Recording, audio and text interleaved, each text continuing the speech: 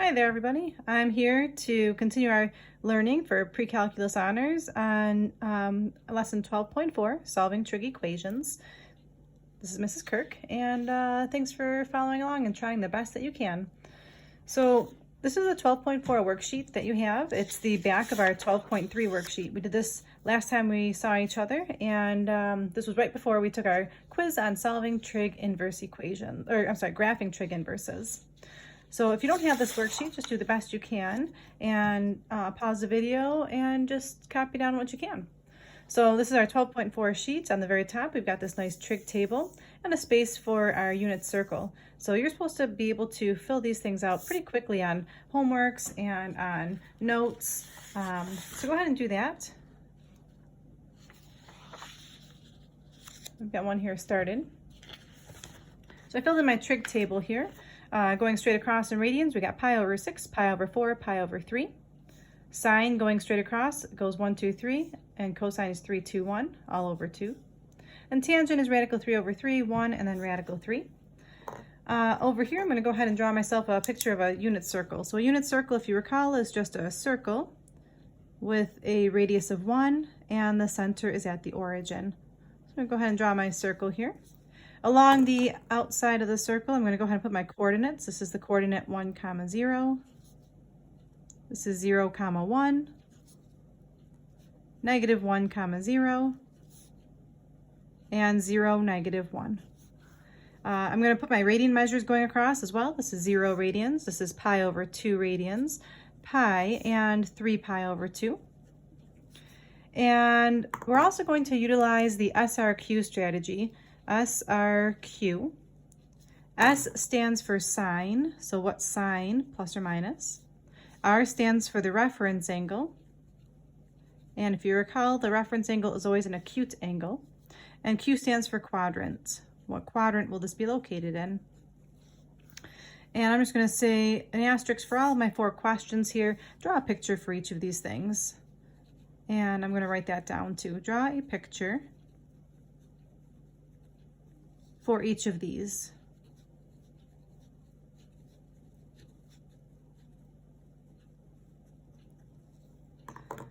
And the last thing is, this can be a little confusing.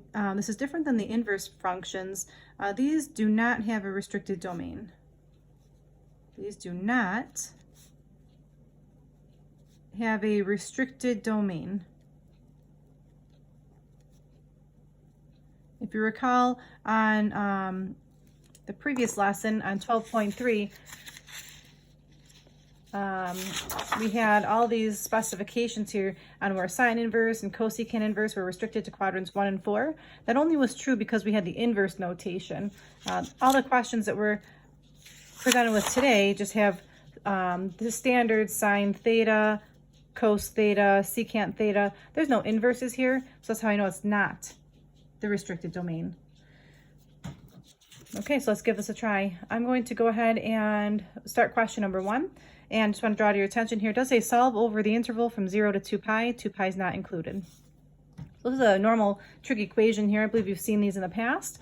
I just want to solve this for sine theta. So I would start by subtracting 3 to both sides. And actually, just to make this a little simpler, I'm going to put everything in terms of x instead of sine. So I'm going to go ahead and swap in an x every time I see sine. So this becomes 2x plus 3 is equal to 2. And that just makes it look a little friendlier, a little something I'm more comfortable with. I'm going to zoom in a little bit here for you. And so I'm just going to solve this problem by subtracting 3 to both sides. And I'm left with 2x is equal to negative 1. Divide both sides by 2. And you're left with x equals negative 1/2. And then when you're finished with these, just make sure you go ahead and put the original trig function back in. I'll put sine theta back in. So this is sine theta equals negative 1/2. And from here, I'm going to go ahead and do my SRQ strategy. So again, when you see something like this, we're looking for the sine of what measure is going to give me the answer of negative 1/2. That's what I'm trying to think of. The sine of what angle gives me negative 1/2. So the S, I'm going to look over here. The sign here is a negative. It literally says negative 1/2, so I'll put a negative sign.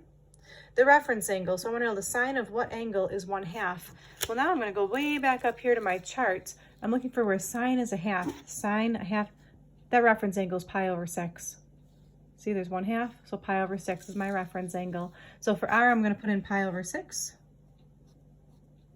And then for quadrant, I want to go back to that all students take chemistry idea. So just draw that on the side here. All students take chemistry. I'm looking for where is sign negative. Sign's going to be negative in quadrant 3 as well as quadrant 4. So that's my 3 and 4.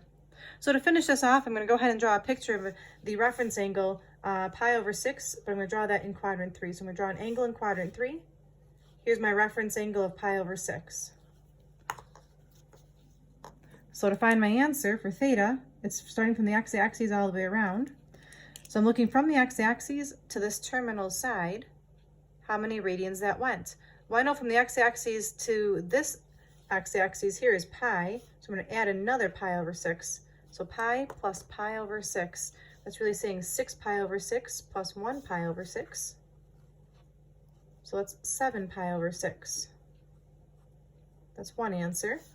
But I also have an answer in quadrant 4, so I'm going to go ahead and draw a picture of an angle in quadrant 4. So here's my angle in quadrant 4. Again, here's my reference angle of pi over 6. But I'm looking for from the angle from the x-axis all the way around to that terminal side. Well, I know all the way in a full circle is 2 pi, so I'm taking 2 pi, take away pi over 6. 2 pi is really the same thing as 12 pi over 6. 12 pi over 6, take away 1 pi over 6, would be 11 pi over 6. Now in this one, I don't want to pick the answer of negative pi over 6 because in the original directions right here, it does say the answers want to be between 0 and 2 pi. So if I pick just negative pi over 6, that would not be in this original set of directions. So that's my question number 1. Question number 2. So I'm going to go ahead and just draw a dividing line. You know me, I don't like to have things all scattered. So I'm just going to go ahead and draw a dividing line here to separate my question number 2 for me. All right, so again, I'm going to start off by putting an x in place of cosine. So this is really 4x squared minus 3 is equal to 0. This is nothing that I can really factor, so I'm going to go ahead and just add 3 to both sides. We have 4x squared equals 3. At this point, I might go ahead and just divide by 4 to get x squared is equal to 3/4. And the last step, you would square root both sides to get the x by itself. Just be careful when you do this that you do know that you have a plus or minus. So it's going to be positive or negative radical 3 over, now this would really become the square root of 4, but I know the square root of 4 is really the number 2. So to finish this off, instead of x, I'm going to put in my original trig function of cosine. So this is really saying cosine of theta is equal to plus or minus radical 3 over 2. So I'm going to go ahead and do my SRQ strategy. This is a little bit unique. The sign is plus and minus. Again, for the reference angle, I'm going to refer back to the chart on top. I'm looking for where the cosine is radical 3 over 2. So back at this chart on top, cosine radical 3 over 2, I'm looking at pi over 6. All right, so back over here, the reference angle is pi over 6. The quadrant's going to be all 4 quadrants because it's positive and negative, so I'll just write down all. So again, I'm just going to find my theta measures. In quadrant 1, it's not really necessary to draw it because in quadrant 1, it's literally going to be pi over 6. Now I'm looking for an answer in quadrant 2. So again, I'm just going to draw a real quick picture here of an angle in quadrant 2. I know the reference angle is pi over 6, and I'm trying to figure out what is the measure from the x-axis to this terminal side. So in this case, I would take pi, take away pi over 6. So 6 pi over 6, take away 1 pi over 6 would leave me with 5 pi over 6. Quadrant 3 actually looks like my example number 1 over here. So I can just draw that real quick. I already know what that answer is. We just did it a moment ago. But in quadrant 3, I've got an angle here. The reference angle is pi over 6. If I spin that all the way around, we're looking at an angle of 7 pi over 6 again. And then in quadrant 4, again, we did that just a moment ago. So in quadrant 4, that should be a real quick one. Here's my angle. Here's pi over 6. I'm going to spin all the way around. And we're looking at an answer of 11 pi over 6 once again. So we just figured out there's 4 different answers for theta that if we plug this back into the original problem, 4 cosquared of these angles minus 3 would always end up to be equal to 0. So these questions could have one answer. They could have all the way up to, I think in our level, 4, let's see, maybe even 8 answers, depending on how tricky the problem is. All right, we're looking at question number 3 now. So here we go. I'm going to change these all to x's. So we've got 2x squared plus x equals 1. It's a nice trinomial. I'm going to go ahead and get that equal to 0. 2x squared plus x minus 1 equals 0. This is nice and factorable. I'm going to factor that into 2x and an x. Factors of 1 are just 1 and 1, so there's really nothing to work with there. But I need to be careful. I need to add up to positive 1 in the middle. So let's see. If I multiply the outside numbers, 2x times 1, to give me a positive 2x. And then 2x take away 1x in the middle would give me that positive 1. I'll go ahead and draw my t-chart here. On this side, I would be left with, let's see, 2x minus 1 equals 0. So therefore, x would equal 1/2. On this side, I'd be left with x plus 1 equals 0. So x equals negative 1. So again, I can't leave it in terms of x. I got to put secants back in it. So the secant of theta is equal to 1/2. And the secant of theta is equal to negative 1. Secant is nowhere on the chart from above, so I'm going to use the idea of reciprocals. So I'm going to take the reciprocal of this. And if you recall, the reciprocal of secant is really cosine. So this is the same thing as saying the cosine of theta is equal to 2 over 1. And the same idea over here. You'll get the cosine of theta is equal to, this will just be negative 1 over 1. Now the problem that we know about cosine, if you think about a cosine graph can only go down and up to positive and negative 1. Cosine can never equal 2. The amplitude would never, of the cosine curve, if you remember what the cosine curve looks like, the cosine curve looks like this. And the cosine curve only starts at 1 and goes down to negative 1. It will never reach that value of 2. So since that's the case, we can just cross that off and reject that answer. But on this side, cosine is equal to negative 1. That does happen sometime. Cosine is negative 1. That's nowhere on this chart, but it does show up on this unit circle. So again, I'm just going to go ahead and just recap. This is cosine, sine, cosine, sine, cosine, sine, cosine, sine, going straight across. So I'm looking for where is cosine equal to negative 1. We're looking right here where my finger is, and that's at the value of pi. So there's only one spot where cosine is negative 1. And we're looking at the answer to be pi there. And if it helps to draw a picture for this one, really what I was looking at was just on the unit circle right here at this coordinate, negative 1, 0. And this is from the unit circle.